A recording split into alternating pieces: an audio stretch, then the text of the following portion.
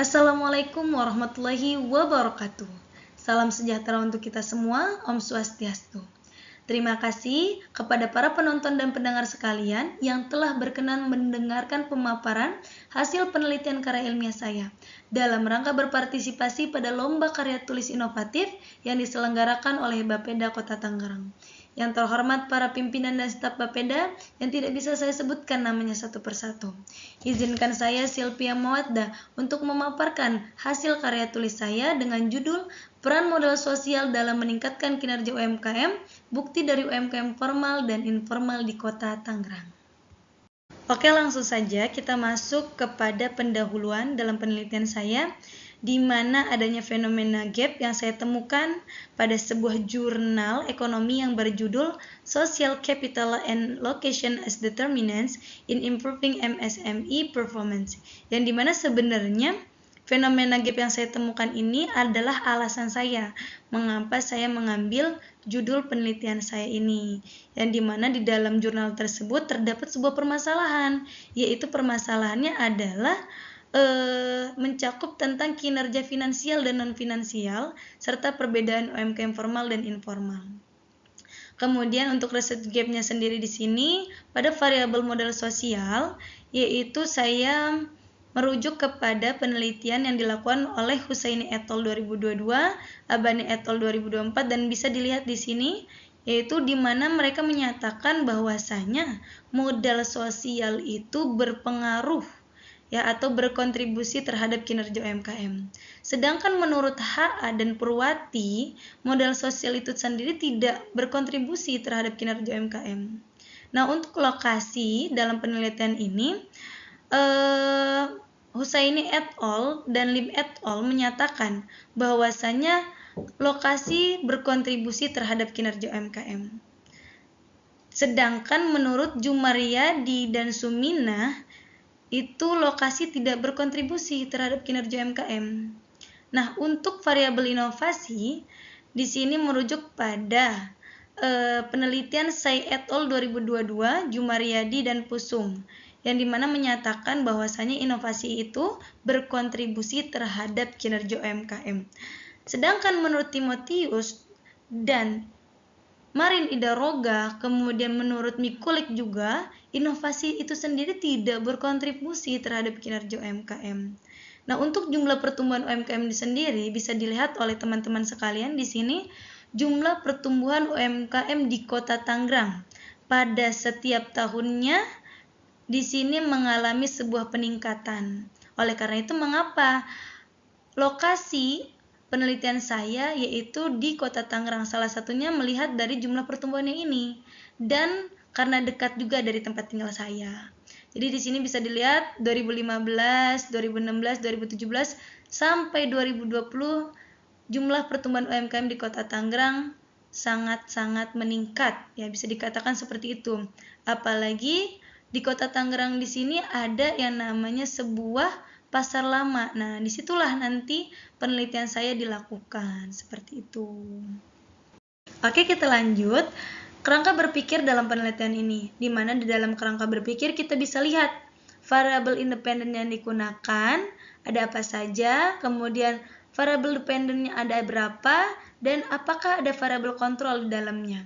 Nah, untuk penelitian ini sendiri, variabel independen ada 3, yaitu modal sosial dengan 2 indikator, yaitu internal dan eksternal, kemudian lokasi dengan indikator lingkungan, tempat parkir, keamanan dan persaingan, dan variabel inovasi dengan indikator inovasi produk, inovasi proses, inovasi pemasaran, dan inovasi organisasi. Dan untuk variabel kontrolnya sendiri, yaitu ada literasi keuangan, modal usaha, dan media sosial.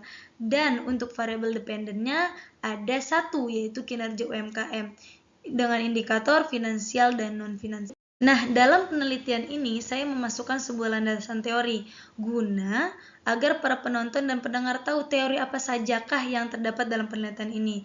Yaitu di sini ada kinerja UMKM, yaitu merupakan tolak ukur keberhasilan usaha seseorang dengan memanfaatkan aset yang ada serta manajemen SDM yang tepat. Untuk UMKM sendiri terbagi 2, yaitu formal dan informal. Dan untuk teori modal sosial, di mana modal sosial merupakan interaksi antar orang, seorang atau dengan kelompok yang dimana mereka memiliki tujuan yang sama. Dan untuk lokasi sendiri merupakan tempat untuk usaha kita didirikan atau dilaksanakan. Dan untuk inovasi sendiri di sini teorinya merupakan perubahan yang tercipta atas ide-ide yang keluar dari pikiran-pikiran kita yang mungkin bisa mengembangkan usaha-usaha kita di masa yang akan datang. Dan metode penelitian yang saya gunakan dalam penelitian ini yaitu menggunakan pendekatan kuantitatif dengan metode deskriptif jenis metode survei. Untuk populasi dan sampel, populasi berjumlah 247 UMKM dan untuk sampelnya berjumlah 156 UMKM dengan standar error 5%. Untuk teknik pengumpulan data, saya menggunakan kuesioner dengan menyebarkan Google Form dan dokumentasi.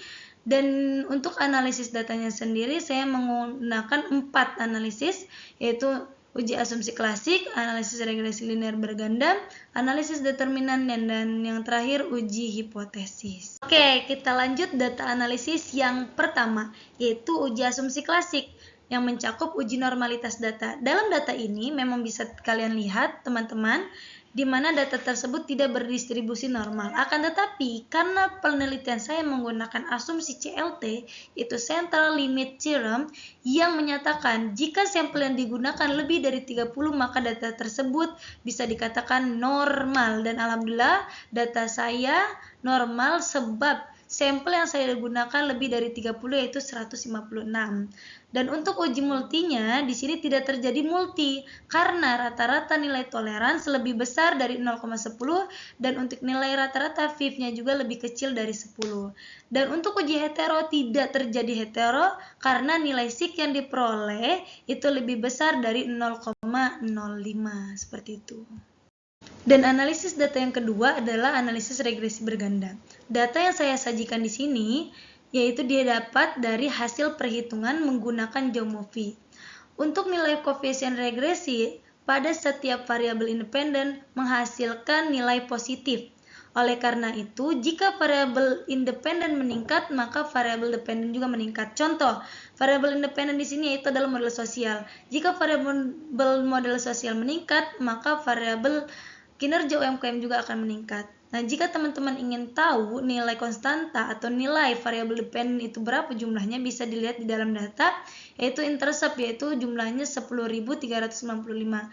Dan untuk rumus perhitungan analisis regresi berganda di sini bisa teman-teman lihat di atas, di paling atas, yaitu kinerja UMKM sama dengan 10.393 ditambah MS ditambah L dan ditambah inovasi. Seperti itu. Dan analisis data selanjutnya adalah uji hipotesis. Di sini bisa teman-teman sekalian lihat, untuk model sosial sendiri dapat berkontribusi dan berpengaruh terhadap kinerja UMKM karena T hitung lebih besar daripada T tabel dan nilai SIK lebih kecil daripada 0,05. Dan untuk lokasi dan inovasi tidak berkontribusi dengan baik atau tidak berpengaruh terhadap kinerja UMKM sebab nilai T hitung lebih kecil dari T tabel dan nilai SIK lebih besar dari 0,1. Dan untuk inovasi, kenapa tidak berpengaruh? Karena T hitung lebih kecil daripada T tabel dan nilai SIK lebih besar dari 0,1. Dan untuk analisis data selanjutnya adalah determinan, yaitu di mana di dalam data ini dapat disebutkan atau dapat dijelaskan bahwasanya keseluruhan variabel independen dapat berpengaruh secara bersama-sama terhadap kinerja UMKM. Dalam pemaparan ini saya mempersembahkan penutup berupa kelebihan, kelemahan, dan rekomendasi. Untuk kelebihannya sendiri kita dapat membedakan UMKM formal dan informal, kemudian sumber yang digunakan juga terpercaya. Dan untuk kelemahannya kita dalam pengumpulan data butuh waktu yang lama. Kemudian tidak semua variabel berpengaruh terhadap kinerja UMKM, hanya satu variabel yaitu model sosial. Dan untuk rekomendasi terhadap pemerintah, adakanlah evaluasi sistem, kemudian adanya pengawasan karena banyak pungli dan kriminal di sana, dan lakukanlah penyuluhan, arahan, dan pembinaan kepada para pelaku UMKM di sana.